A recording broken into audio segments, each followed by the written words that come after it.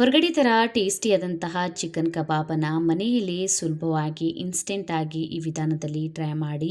ತುಂಬಾ ಟೇಸ್ಟಿಯಾಗಿರುತ್ತೆ, ಮಾಡೋದು ಕೂಡ ಸುಲಭ. ಹಾಯ್ ನಮಸ್ಕಾರ ಎಲ್ಲರಿಗೂ, ವೆಲ್ಕಮ್ ಟು ಮೈ ಚಾನಲನ್ನು ಹೊಸದಾಗಿ ನೋಡ್ತಾ ಇದ್ರಿ ಚಾನಲನ್ನು ಸಬ್ಸ್ಕ್ರೈಬ್ ಮಾಡ್ಕೊಳ್ಳಿ, ಬೆಲ್ಲೈಕನನ್ನು ಪ್ರೆಸ್ ಮಾಡ್ಕೊಳ್ಳಿ. ಮಾಡೋದಕ್ಕೆ 1 ಕಪ್ಪಷ್ಟು ಬೋನ್ಲೆಸ್ ಚಿಕನನ್ನು ತೊಗೊಂಡಿದ್ದೀನಿ. ನೀವು ಚಿಕನ್ ಕೀಮಾ ಕೂಡ ಯೂಸ್ ಮಾಡ್ಕೊಳ್ಬೋದು. ಚಿಕನನ್ನು ನಾನೀಗ ಮಿಕ್ಸಿ ಜಾರಿಗೆ ಹಾಕ್ಕೊಂಡ್ಬಿಟ್ಟು ಪಲ್ಸ್ ಮೋಡಲ್ಲಿ ರುಬ್ಕೊತಾ ಇದ್ದೀನಿ. ಈ ರೀತಿ ಚಿಕನನ್ನು ರುಬ್ಕೊಳ್ಳಿ ಸಾಕು. ಈಗ ಇದನ್ನು ನಾನು ಒಂದು ಬೌಲಿಗೆ ತೆಕ್ಕೋತಾ ಇದ್ದೀನಿ. ಬೌಲಿಗೆ ತೆಕ್ಕೊಂಡ್ಬಿಟ್ಟು ಎಲ್ಲ ಒಂದೇ ಸಲ ಮಸಾಲೆಗಳನ್ನು ಹಾಕ್ಕೊಂಡ್ಬಿಟ್ಟು ಮಿಕ್ಸ್ ಮಾಡಿಕೊಂಡ್ರೆ ಸಾಕು, ಚಿಕನ್ ಕಬಾಬ್ ರೆಡಿ ಆಗಿಬಿಡುತ್ತೆ. ಇದಕ್ಕೆ ಈಗ 1 ಟೇಬಲ್ ಸ್ಪೂನಷ್ಟು ಶುಂಠಿ ಬೆಳ್ಳುಳ್ಳಿ ಪೇಸ್ಟನ್ನು ಹಾಕ್ಕೊಂಡಿದ್ದೀನಿ. ಒಂದು ಮೀಡಿಯಮ್ ಸೈಜ್ ಈರುಳ್ಳಿಯನ್ನು ಸಣ್ಣ ಕಟ್ ಮಾಡಿ ಹಾಕ್ಕೊಳ್ಳಿ. ಕೊತ್ತಂಬರಿ ಸೊಪ್ಪನ್ನು ಕೂಡ ಕಟ್ ಮಾಡಿ ಹಾಕ್ಕೊಂಡಿದ್ದೀನಿ. ಅರ್ಧ ಟೇಬಲ್ ಸ್ಪೂನಷ್ಟು ಗರಂ ಮಸಾಲ, ಅರ್ಧ ಟೇಬಲ್ ಸ್ಪೂನಷ್ಟು ಚಿಕನ್ ಮಸಾಲಾನ ಹಾಕ್ಕೊಂಡಿದ್ದೀನಿ. 1 ಟೇಬಲ್ ಸ್ಪೂನಷ್ಟು ಖಾರದ ಪುಡಿಯನ್ನು ಹಾಕ್ಕೊಂಡಿದ್ದೀನಿ. ಇದಕ್ಕೆ ರುಚಿಗೆ ತಕ್ಕಷ್ಟು ಉಪ್ಪನ್ನು ಸೇರಿಸ್ಕೊಳ್ಳಿ. ಒಂದು ಅರ್ಧ ಟೇಬಲ್ ಸ್ಪೂನಷ್ಟು ಧನಿಯಾ ಪೌಡ್ರನ್ನ ಹಾಕ್ಕೊಂಡಿದ್ದೀನಿ. ಅರ್ಧ ಟೇಬಲ್ ಸ್ಪೂನಷ್ಟು ಇದಕ್ಕೆ ಅರಿಶಿಣದ ಪುಡಿಯನ್ನು ಹಾಕ್ಕೊಳ್ಳಿ. 2 ಟೇಬಲ್ ಸ್ಪೂನಷ್ಟು ಕಡಲೆ ಹಿಟ್ಟನ್ನು ಹಾಕ್ಕೊಂಡಿದ್ದೀನಿ ಮತ್ತು ಒಂದು ಮೊಟ್ಟೆಯನ್ನು ಒಡ್ಕೊಂಡ್ಬಿಟ್ಟು ಹಾಕ್ಕೊಳ್ಬೇಕು. ಈಗ ಇದಕ್ಕೆ ನಾನು ಬನ್ನನ್ನು ಹಾಕ್ಕೋತಾ ಇದ್ದೀನಿ. ಬನ್ನಿನ ಬದಲಿಗೆ ನೀವು ಪಾವ್ ಕೂಡ ಯೂಸ್ ಮಾಡ್ಕೊಳ್ಬೋದು. ನಿಮ್ಮ ಹತ್ರ ಬನ್ ಪಾವ್ ಏನೂ ಇಲ್ಲ ಅಂದರೆ ನೀವು ಅಕ್ಕಿ ಹಿಟ್ಟನ್ನು ಕೂಡ ಬಳಸ್ಕೊಳ್ಬೋದು. ಚೆನ್ನಾಗಿ ಕ್ರಿಸ್ಪಿಯಾಗಿ ಕಬಾಬ್ ರೆಡಿ ಆಗುತ್ತೆ. ಇದನ್ನು ಕೈಯಿಂದ ಸರಿಯಾಗಿ ಈ ರೀತಿ ಮಿಕ್ಸ್ ಮಾಡ್ಕೊಳ್ಳಿ. ನೀವು ಬೇಕಾದರೆ ಸಣ್ಣ ಹಸಿಮೆಣಸಿನ್ಕಾಯನ್ನು ಕಟ್ ಮಾಡ್ಕೊಂಡ್ಬಿಟ್ಟು ಕೂಡ ಹಾಕ್ಕೊಳ್ಬಹುದು. ಖಾರ ನೋಡ್ಕೊಂಡ್ಬಿಟ್ಟು ನಿಮಗೆ ಇಷ್ಟ ಬಂದಂತೆ ಹಾಕ್ಕೊಳ್ಳಿ.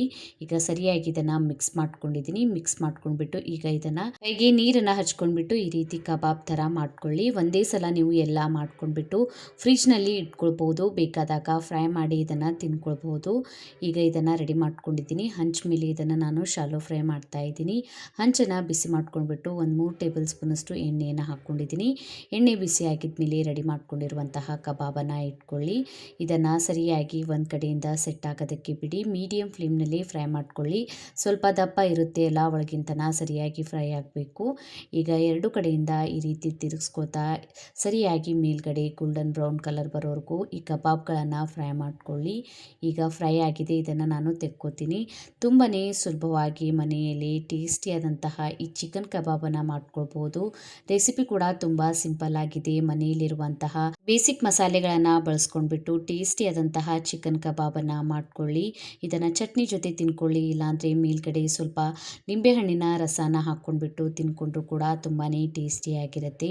ಈ ವಿಧಾನದಲ್ಲಿ ಟ್ರೈ ಮಾಡಿ ನೋಡಿ, ಕಮೆಂಟ್ ಬಾಕ್ಸ್ ತಿಳಿಸಿ ವಿಡಿಯೋ ಹೇಗೆ ಅನ್ನಿಸ್ತಂತ. ವಿಡಿಯೋ ಇಷ್ಟ ಆಗಿದ್ದರೆ ವಿಡಿಯೋಗೊಂದು ಲೈಕ್ ಮಾಡಿ, ಫ್ಯಾಮಿಲಿ ಮತ್ತು ಫ್ರೆಂಡ್ ಜೊತೆ ಶೇರ್ ಮಾಡ್ಕೊಳ್ಳಿ. ಇದೇ ರೀತಿಯ ವಿಡಿಯೋಸನ್ನು ನೋಡೋದಕ್ಕೆ ನನ್ನ ಚಾನಲನ್ನು ಸಬ್ಸ್ಕ್ರೈಬ್ ಮಾಡ್ಕೊಳ್ಳಿ, ಬೆಲ್ಲೈಕನನ್ನು ಪ್ರೆಸ್ ಮಾಡ್ಕೊಳ್ಳಿ. ನಾನು ಹಾಕಿದ ವಿಡಿಯೋಸ್ ನೋಟಿಫಿಕೇಷನ್ ನಿಮಗೆ ಸಿಗುತ್ತೆ. ನಂಗೆ ನೀವು ಇನ್ಸ್ಟಾಗ್ರಾಮ್ ಮತ್ತು ಫೇಸ್ಬುಕ್ ಪೇಜಿಗೂ ಫಾಲೋ ಮಾಡ್ಕೊಳ್ಬೋದು. ಲಿಂಕನ್ನು ನಾನು ನನ್ನ ಡಿಸ್ಕ್ರಿಪ್ಷನ್ ಬಾಕ್ಸ್ನಲ್ಲಿ ಕೊಟ್ಟಿರ್ತೀನಿ. Thank you for watching.